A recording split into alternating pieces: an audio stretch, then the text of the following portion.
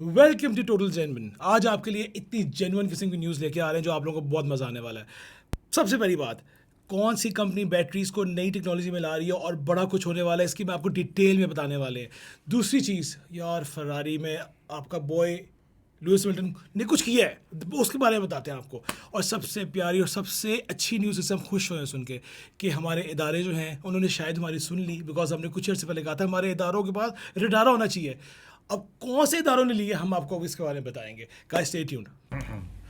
हाँ जी भाई, आज का तो हमारा जो टॉपिक तो हमने देख लिया, लेकिन आज न्यूज़, मुझे कुछ आजकल न्यूज़ मिली है गाड़ियों के बारे में, कुछ न्यूज़ उसके बारे में आज डिस्कस करना है। बिकॉज यार कुछ कुछ अफसोस भी हुआ है और कुछ अफसोस करना भी है जो चीज़ देख के आए थे। अब आप बताएं आज की कोई न्यूज़ बताएं अच्छी सी, आज की लेटेस्ट। यह जो सबसे लेटेस्ट और सैडनिंग न्यूज़ है वो ये है कि Jeremy Clarkson, favourite of everyone in the car world, he is been diagnosed with cancer. वो उसने मेरे ख्याल है क्लार्कसन फार्म्स में अपनी सेकंड लास्ट एपिसोड में रिवील किया था। आज उसकी इंस्टा पोस्ट भी आई हुई थी, तो that is one of the sad parts for today. उस पे छोटे से थे तब से टॉप गियर देख रहे हैं। Exactly. और आपको पता है जो बंदा कार का शौकीन होता है उसके लिए Top Gear was the thing to go. और उसके बाद वो लोग चले गए थे अमेजोन प्राइम में, क्या शो का नाम था, Grand Tour. Grand tour. वो बहुत अच्छा था, तीनों को बहुत अच्छा था। बट ये कि आपके बारे में क्या हाल बताएं। नहीं जी, मेरा भी बड़ा फेवरेट रहा है, क्योंकि शायद वो जो होती है ना, कंट्रोवर्सी थोड़ी सी क्रिएट करता था और थोड़ा सा आउट ऑफ द बॉक्स जाके थोड़ा सा अनस्क्रिप्टेड वे में जो टॉप गियर को लेके जाता था, वो जेरेमी क्लार्कसन ही था। No doubt. तो आई गेस अभी तो वो है, अल्लाह से शिफायाब करे जितनी जल्दी हो सकता है।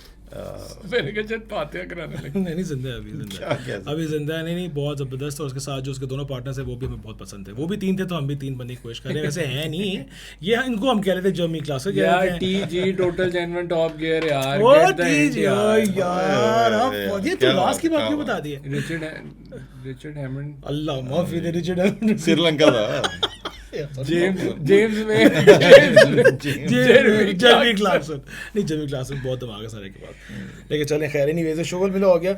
अच्छा, अब आप लोगों से बात करी थी हम लोग गए थे कुछ लास्ट वीक, डॉल्मेन मॉल गए थे, गाड़ियाँ देख के आए थे, बड़ा मज़ा आया। It was good, it was very nice. What an experience. Because inside mall के अंदर ये चीज़ सब कुछ करने का मज़ा बहुत आता है, क्योंकि AC लगा होता है, इन्जॉय कर सकता है इंसान। ये एक एडवाइस है उन लोगों को कि जो बाहर सड़कों पर गाड़ियाँ लगवा देते हैं और फिर हमें बाहर ख्वार होना पड़ता नहीं, है। वो लगवाते भी तो सर्दियों में ही है ज़्यादा, गर्मियों में तो कोई वेंड नहीं कराते यार। बट मैं फिर भी कह रहा हूँ थोड़ा इस चीज़ का बहुत ध्यान रखें, बिकॉज लोगों ने एंजॉय किया अपनी फैमिलीज के साथ, बिकॉज ठंड थी वहाँ। मैं देखा था आंटियाँ अंकल बुढ़े लोग आके मतलब सारे एंजॉय कर रहे थे, बिकॉज मौसम अच्छा था। सब हंसी जा रहे हो यार।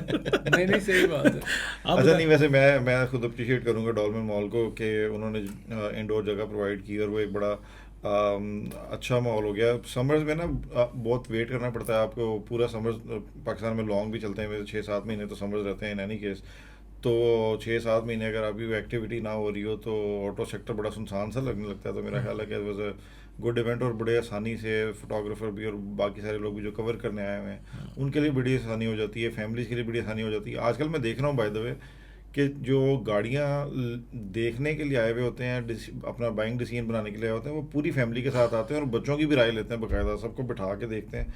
सो उस लिहाज से बड़ा अच्छा इवेंट था। I think it was a successful event. ये तो सेल्स के फिगर्स ही बताएंगे कि हाउ सक्सेसफुल इट वाज। नहीं, दूसरे ऊपर से एक और इशू भी है ना, गर्मियों में हमारा बजट आना होता है तो बजट सारा कुछ रोक के बैठ जाता है। मार्केट आपकी स्टेगनेंट हो जाती है। फंस गया। जिसने लेनी होती है वो 1 जुलाई का वेट कर रहा होता है, कुछ कह रहे होते हैं ले लो, कुछ कह रहे होते हैं ना लो। जो वो मिक्स हॉच पॉच बना होता है उसको भी मेरा ख्याल है उससे भी अटेंशन डाइवर्ट करने के लिए एक indoor was a good idea.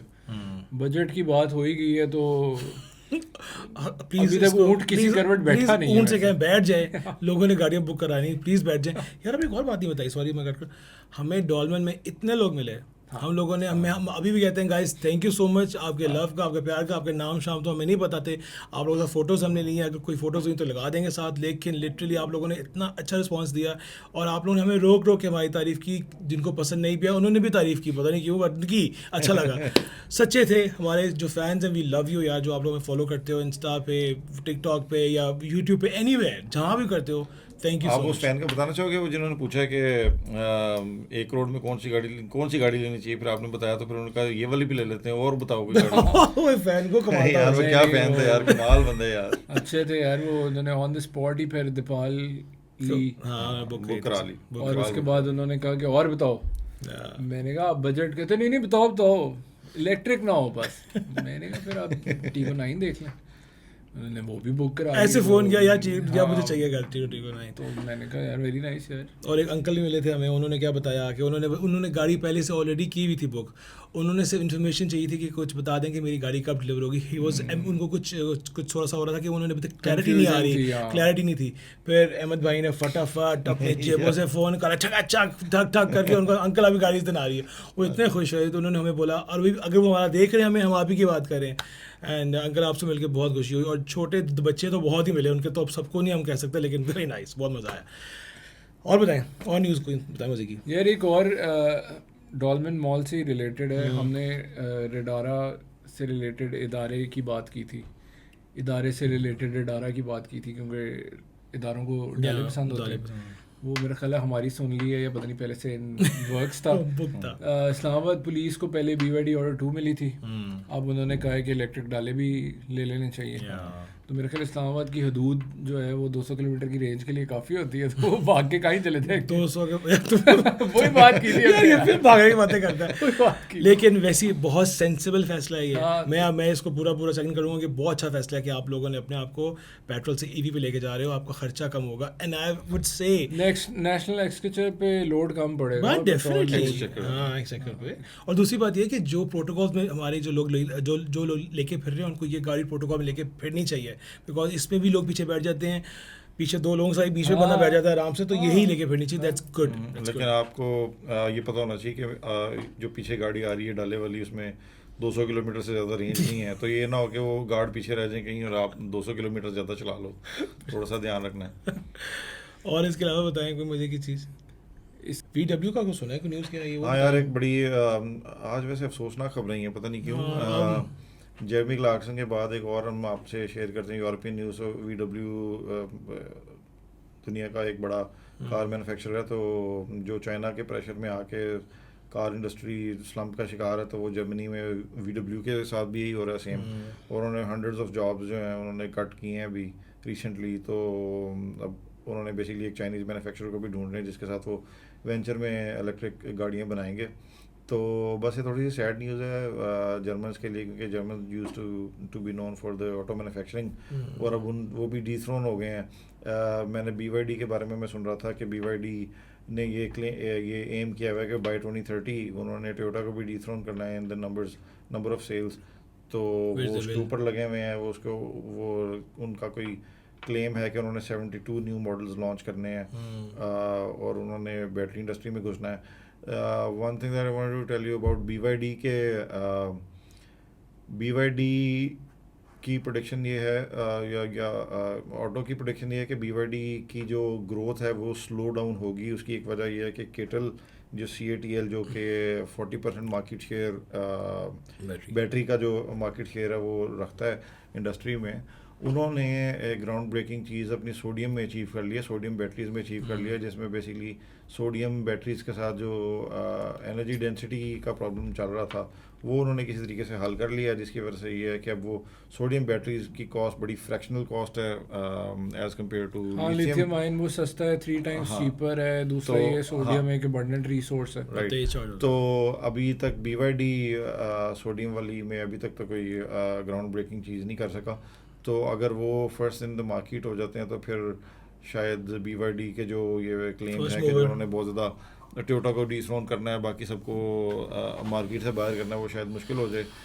हाँ, अगर वो केटल के साथ बैटरीज उनकी यूज़ कर लेते हैं तो फिर वो उतने इकोनॉमिकल नहीं रहते जितने इकोनॉमिकल वो अभी हैं, जिसकी वजह से वो सेल्स बढ़ा पा रहे हैं। एग्जैक्टली। और दूसरा अगर CATL पहले कर लेता है तो वो कॉस्ट काफ़ी और कम कर सकते हैं इलेक्ट्रिक व्हीकल्स की, क्योंकि अभी करंटली 30% जो कार की कॉस्ट होती है उसमें बैटरीज होती हैं। आज से 2 या 3 साल पहले ये 50% पे था, अभी 30% पे आ गया। तो अब अगर ये सोडियम आयन बैटरीज आ जाती हैं तो ये कॉस्ट और कम हो सकती है बैटरी इंग्रेडिएंट की। मगर मेरा एक सवाल आप सबके लिए भी है, आप लोग भी कमेंट करें, आप दोनों से भी है कि जो एग्जिस्टिंग बैटरीज हैं, क्योंकि बैटरी जिस तरह सोलर में रेवोल्यूशन आई थी, बहुत जल्दी टेक्नोलॉजी डेवलप की थी, उस तरह बैटरीज में भी आ गई है। कुछ अर्सा पहले बैटरीज काफ़ी महंगी थी। अब जब ये सोडियम आयन पे शिफ्ट होंगे तो क्या लिथियम आयन वाली गाड़ियाँ सोडियम आयन पे चल पाएंगी या उनको कुछ सेटिंग चेंज करनी पड़ेगी? लिथियम आयन वाली सोडियम आयन पे चल पाएंगी? अगर वो बैटरी रिप्लेस होती है, मैं आज गाड़ी लेता हूँ SO5, मैं उसको 8 साल चलाता हूँ, वो गाड़ी बिल्कुल ठीक है, सिर्फ बैटरीज आउटडेटेड हो गई हैं, तो क्या मैं उसको नई बैटरी से रिप्लेस? मेरा ख्याल है कि उसके BMS जो बैटरी मैनेजमेंट सिस्टम होता है ना, उसको अपडेट करना पड़ेगा। आपको उसकी कॉन्फ़िगरेशंस होती हैं, इनको सोचना पड़ेगा इस बारे में कि मेरा ख्याल है कि ये चेंज नहीं होंगी, बिकॉज मेरा जो ख्याल है क्योंकि इसलिए क्योंकि अब दोनों फ़र्क चीज़ें हैं, दोनों की बेसिक्स फ़र्क हैं, ठीक है? हाँ, केमिस्ट्री भी फ़र्क है, बिल्कुल फ़र्क है। वो आपको पूरी गाड़ी के साथ छेड़छाड़ी करनी पड़ेगी, मुझे जो नहीं गाड़ी के साथ मेरा सॉफ्टवेयर के साथ ही करनी पड़ेगी मेरा ख्याल है, इससे ज़्यादा तो कुछ नहीं होगा। अगर हो जाए, ये दिमाग में रखें तो इनके लिए बहुत प्रॉफिटेबल है, कारोबारी बहुत चलेगा। नहीं देखें, जिस बंदे ने बनानी, देख स्टैंडर्ड्स होते हैं बैटरी के पैक्स के भी स्टैंडर्ड्स होते हैं, और वो अब जैसे BYD करता है, वो तो सिर्फ मतलब ढांचे के साथ ही मेगा फैक्ट्रीज की तरह वो करता है कि वो तो गाड़ी को डिज़ाइन ही उसके ऐसे करता है कि वो डब्बे पहले से बने हुए होते हैं, वो तो नहीं हो सकेगा, वो तो नियर टू इम्पॉसिबल हो जाएगा। लेकिन जो लोग जो कंपनीज ऐसी हैं कि जो डिज़ाइन करती हैं और फिर उसके बाद उसको केसिंग को उधर वहाँ पे रखती हैं, तो वहाँ पे तो सेल टू सेल चेंज हो सकता है ना। हाँ, यही मेरा पॉइंट है। तो सेल टू सेल जो चेंज हो जाएगा, तो जब आप वो चेंज कर लोगे उस तरह से, तो फिर all you have to do is के जो BMS है उसको अपडेट करना पड़ेगा, उसको अपडेट सॉफ्टवेयर अपडेट होगा, फिर सॉफ्टवेयर अपडेट होना है। तो मेरा ख्याल है कि और वही मैन्युफैक्चरर कामयाब होगा जो अपनी नई गाड़ियों में भी उसी तरह की सोडियम आयन बैटरी दे रहा होगा जो पुरानी गाड़ियों में, या एटलीस्ट सेल का स्ट्रक्चर वैसा रख रहा होगा जैसा वो पहले बनाता, या वो नहीं रखेगा ताकि वो लोग ताकि ये भी पॉइंट है इसका नेगेटिव भी। अगर उन्हें सेम स्टाइल रखा, सेम साइज रखा कि आप इसको रिप्लेस कर लें, अगर उन्हें अपनी बैटरीज बेच के पैसा नहीं बनाना और वो चाहते हैं हमारी गाड़ियां बिके, तो हमारी बैटरी वाले, तो वो नहीं रखेंगे। नहीं ऐसा नहीं होता, मार्केट मोनोपोली ऐसा होगा इस वजह से नहीं कि चूंकि देखो अभी केटल ने अगर वो कर लिया एक्वायर, तो अब केटल चाहेगा कि मैं इसको जितनी जल्दी मार्केट में जितना ज़्यादा नंबर सेल्स कर सकूं उतना ज़्यादा, क्योंकि ये मतलब डिकोड करना तो कोई इतना बड़ा मसला नहीं है ना। वो आज नहीं है BYD के पास, लेकिन इसका मतलब ये नहीं कि BYD हाथ पे हाथ धरे बैठा हुआ है। BYD इसको देख रहा होगा, रिसर्च कर रहा होगा। नहीं, ओवरऑल चाइनीज मार्केट में आ जाएंगे। चाइनीज गवर्नमेंट का ओवरऑल पुश ही इस तरफ है कि आप सोडियम आयन की तरफ शिफ्ट करें। तो अगर गवर्नमेंट का पुश है तो फिर BYD, CATL और फिर इससे ये बात भी याद आ गई कि अभी मैं एक न्यूज़ पढ़ रहा था, चाइना की गोंजो ऑटोमोबाइल मैगजीन भी है, ये GAC वालों का नहीं है बाय द वे, वो एक अलग से प्राइवेट है। हाँ, शहर है गोंजो उसका। हाँ, तो उसका मैं उसमें एक आर्टिकल पढ़ रहा था कि चाइनीज़ जो गवर्नमेंट है वो प्रेशराइज़ कर रही है सारे बैटरी मैन्युफैक्चरर्स को, खासतौर पे चाइना से जो इनिशिएट होते हैं, सारे चाइना से इनिशिएट होते हैं बाय द वे, मतलब 80% वही है, मोनोपोली। तो वो उनको कह रही है कि जितनी भी बैटरीज हैं वो सारी फायर प्रूफ होनी चाहिए, नेल प्रूफ होनी चाहिए, एक्सीडेंट प्रूफ होनी चाहिए, और वो उसको बड़ा सीरियस ले रहे हैं क्योंकि उनको ये कंसर्न आ रहा है यूरोपियन मार्केट से कि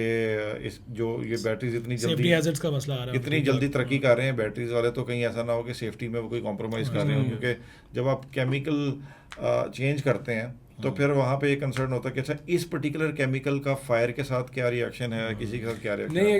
अगर आप नोट करें, इसीलिए चेरी हो गई, उसके बाद अभी मेरा ख्याल है दीपाल ने भी करके दिखाया था कि हमारी बैटरी नेल प्रूफ्ड है। GSE का भी था कि वो इतने टेम्परेचर तक सरवाइव करती है, फिर वाटर में इतनी देर डिप रखें, तो ये सारे साथ अपने USPs बता रहे हैं। अभी एक न्यूज़ आई थी जहाँ पे चाइना की किसी फैक्ट्री के अंदर आग लगी हुई थी, फुल ऑन। वो BYD के पूरे प्लांट को लगी है ना आग। हाँ, फुल टाइम उनको ठीक ठाक नुकसान भी हुआ इसके ऊपर।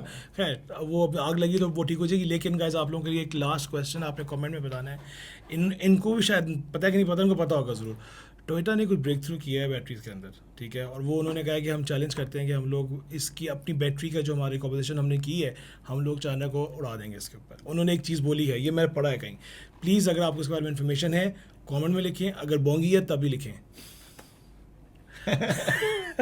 चल आप वो इतना फार्मूला वगैरह को फॉलो करते हो और आप वो बताते हो ड्राइवर्स के नाम, यार क्या यार बड़ा अच्छा टॉपिक बताया यार। वो बॉय अपना है यार 2 साल बाद, हाँ पहली रेस 600 समथिंग डेज बाद जाके लुइस 684 हैमिल्टन फरारी के साथ पहली रेस जीत गया गाइस प्लीज क्लैपिंग यार मजा आ गया जिस तरह अभी रिसेंटली आर्सेनल वालों को एक ब्रेक थ्रू मिला था वैसे मैं से इनको इशारा वो क्या किया था उन्होंने क्या कहते थे वो प्रीमियर लीग वो आप कह रहे थे कि वो क्या करते हैं इन्होंने वो किया था क्या किया था जो आप कह रहे थे कि दे थॉट अबाउट इट क्या था वर्ड यूज करा था बड़ा यार तूने जो किया था जिले के साथ बैठे थे हम Procrastinate। आपको ऐसे कोई procrastinate कह पता नहीं रहे क्या थे। उन्होंने बोला। यार एक अगर वर्ड आप- के लिए तू इतना क्यों घुमा रहा है भाई हमें वो वर्ड मुझे बहुत चुपा जा ये गया साबित करना चाह रहा है कि पढ़ा लिखा है हाँ people have been crying over Lewis's victory so it Oh, was a yeah. long overdue same Yeah. है बहुत मजा आया देख के बड़ा खुशी हुई यार चले गाइस मिलते हैं इंशाल्लाह नेक्स्ट एपिसोड में तब तक ख्याल रखिएगा and please do like and subscribe and we love you so much बड़ा मजा आएगा अल्लाह हाफिज़। Thank you